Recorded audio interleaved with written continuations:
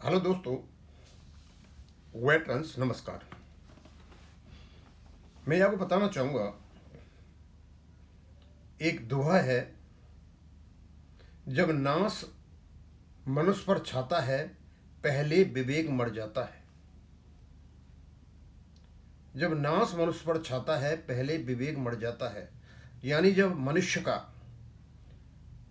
जब सर्वनाश होता है तो सबसे पहले उसकी बुद्धि का हरण हो जाता है। भाई, आज के समय में बुरा मत मानना वेंकटाचलम जी, आप पर यह 100% लागू हो रहा है, क्योंकि जो कुछ कारनामे आपने किए जिंदगी भर, उनके तो हम भुक्तभोगी हैं और सारे पेंशनर उसका दुख उठा रहे हैं। लेकिन आपने अपने लिए जो बीज बो लिया, उसे कौन संभालेगा? क्या आईबीएस संभालेगा, या डीएफएस संभालेगा, या तुम्हारे दूसरे साथी जो यूएफबी हैं वो संभालेंगे? मुझे तो नहीं लगता आपको कोई संभालने वाला है, क्योंकि आपने बीज ही ऐसा बोया है। संगठन होते हैं, लड़ाई होती है, मतभेद होते हैं, लोग अलग अलग रास्ते पे चलते हैं, फिर आ जाते हैं यदि नीति और रीति दोनों सही हों। दोस्त, ना तो आपकी नीति सही है और ना आपकी रीति सही है। मर्यादा तो आप पता नहीं कब का भूल चुके हो। एक समय था जब तारकेश्वर चक्रवर्ती जी थे, जो 2003 में चले गए, मरणों उपरांत उन्होंने पद छोड़ा था। लेकिन उस समय इंटरनेट का इतना जमाना नहीं था, गूगल पर इतनी जानकारी नहीं थी, लोग सोशल मीडिया पर नहीं रहते थे। जो लोग सोशल मीडिया पर नहीं आते थे, उस समय तक यह इस देश में ऐसे ऐसे गिरे हुए स्तर के लोग राज कर गए इस देश में, क्या पूछो मत। अब मैं नाम नहीं लेना चाहूंगा, आप भी जानते हो वो कौन कौन है वो। और वर्तमान में सबका सफाया होता चला जा रहा है, और मुझे लगता है आप भी उसी लाइन के हो। सफाया आपका भी होना है। ये मत समझो कि आपको कोई हम बुराई कर रहे हैं, सोशल मीडिया पे ला रहे हैं, इससे नहीं हो रहा है सर। ये आपकी किस्मत में लिखा हुआ है, जो ऊपर वाले ने लिखा हुआ है, क्योंकि आपके कर्म ही ऐसे रहे हुए।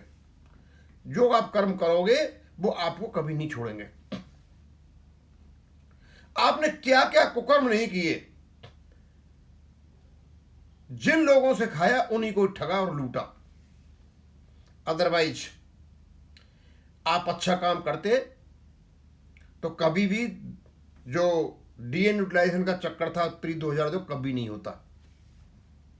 2010 में कॉस्ट ऑफ पेंशन के नाम पे 1800 करोड़ रुपए से ऑफिसर एम्प्लॉय को नहीं उठवाते और बैंकों को नहीं बच पाते।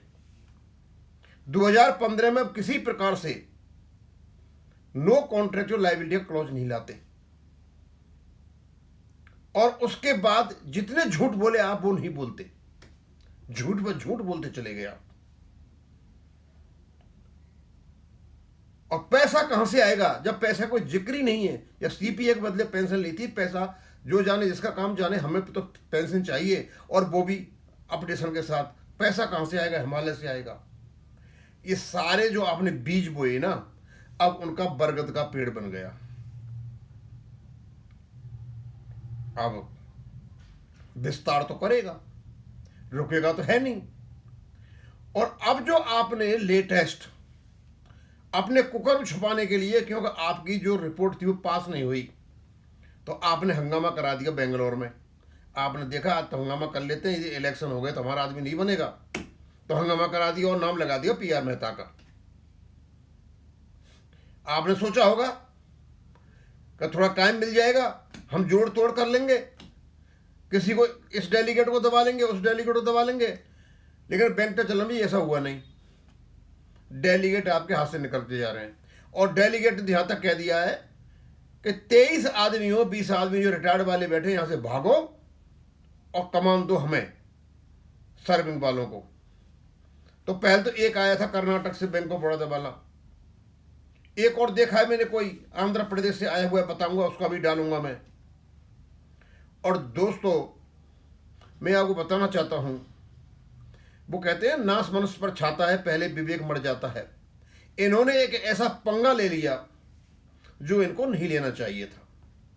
भाई पीआर मेहता ने सिर्फ यह कहा था, भैया जो डेलीगेट की लिस्ट आपके पास है वो हमें दे दो, चुनाव होने हैं, पारदर्शिता है, ट्रांसपेरेंसी है, फेयरनेस और जस्टिस इसी से होगा। भाई आप भी कन्वेंसिंग करो, हम भी कन्वेंसिंग करेंगे, आप भी बताओ हम भी बताएंगे, अपने गुण हम बताएंगे, आप गुण अपने बताओ। यही होता है चुनावों में, यही डेमोक्रेसी है, इसी को प्रजातंत्र कहते हैं। लेकिन नहीं, आपको हम डेलीगेट की लिस्ट नहीं देंगे। रीजन क्या है कि जो एक छत्र राज चला हुआ था उसमें कहीं सेंधमारी हो गई है। पहले हम उस सेंधमारी में जो लूप होल हुआ है ना उसको पटाएंगे, फिर हम ऑफिस बियरर से पूछेंगे। भाई पीआर मेहता भी तो आपका ऑफिस बियरर है, कौन से ऑफिस बियरर से पूछोगे? और अब तक क्या कर रहे थे कि देंगे नहीं दे, मतलब लिस्ट नहीं दोगे और चुनाव कराओगे और फिर हम कानूनी सलाह लेंगे। भाई ये तो बात समझ में नहीं आई, कानूनी सलाह किस बात की लोगे? चुनाव होने जा रहा है, कन्वेंसिंग करना है, लिस्ट दे दीजिए, जो चाहे जिसकी वोट देगा, मन की मर्जी है। तो दादागिरी है क्या चोरी करोगे या ऑटोक्रेसी करोगे? दुनिया को तो अक्ल सिखाते हो कि वो ऐसा है वो ऐसा है, आप खुद क्या कर रहे हो? इस जगह पे वेंकटाचलम जी आप टोटली रॉन्ग हो। इस समय पीआर मेहता सही है। वो अलग बात है कि साउथ से ये आवाज उठ चुकी है कि जितने भी रिटायरीज हैं आप इनको भगाइए यहां से। और मैं बता दूं, जितने भी डेलीगेट्स हैं, यदि मेरे इस YouTube के वीडियो को सुन रहे हैं दोस्तों, हम सबका सहयोग करते हैं क्योंकि हम सोसाइटी में रहते हैं, हम मानव हैं, ह्यूमन बीइंग्स हैं, हम सोशल एनिमल हैं।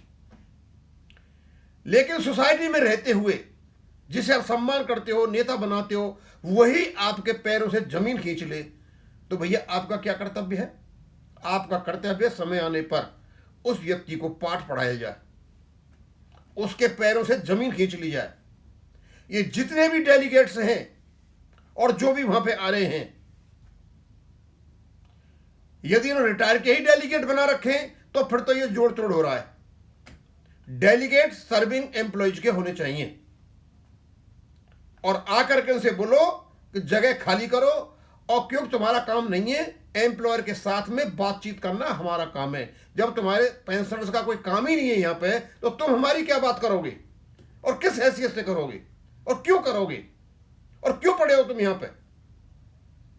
हम डेलीगेट्स को बताना चाहते हैं, अच्छा मौका आया है, इस प्रकार के लोगों को निकाल करके बाहर करो। इन लोगों ने पेंशनर्स को खून के आंसू लुटाए हैं। ये लगभग 3 लाख लोगों का तो प्राण ले चुके हैं और लोगों के ये प्राण लेने के उसमें हैं। बड़ा स्पष्ट रूप से पेंशन अपडेशन सब कुछ होते हुए भी सीपीएफ के बदले पेंशन लिया था, आरबीआई ने लिया था, अपडेशन हो गया, हमारा नहीं हुआ। ये पॉइंट तो खुद यूनियन को उठाना चाहिए था और वेंकटाचलम जी आपको करना चाहिए था वो काम जो आपने नहीं किए। ये तो आपने जितने भी कुकर्म किए मैंने गिनाए थे, आपको करना चाहिए था भैया 20 साल में लास्ट पे डाउन का 50% हमें मिलना चाहिए। ये सेंट्रल गवर्नमेंट में है। एडिशनल पेंशन के लिए आपको जोर लगा, आपने नहीं लगाया।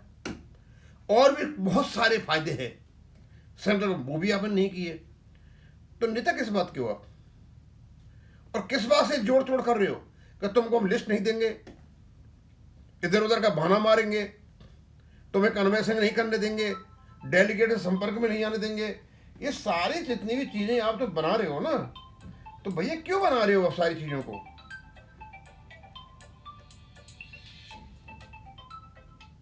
क्यों बना रहे हो सारी बातों को? जरूरत नहीं है बनाने की।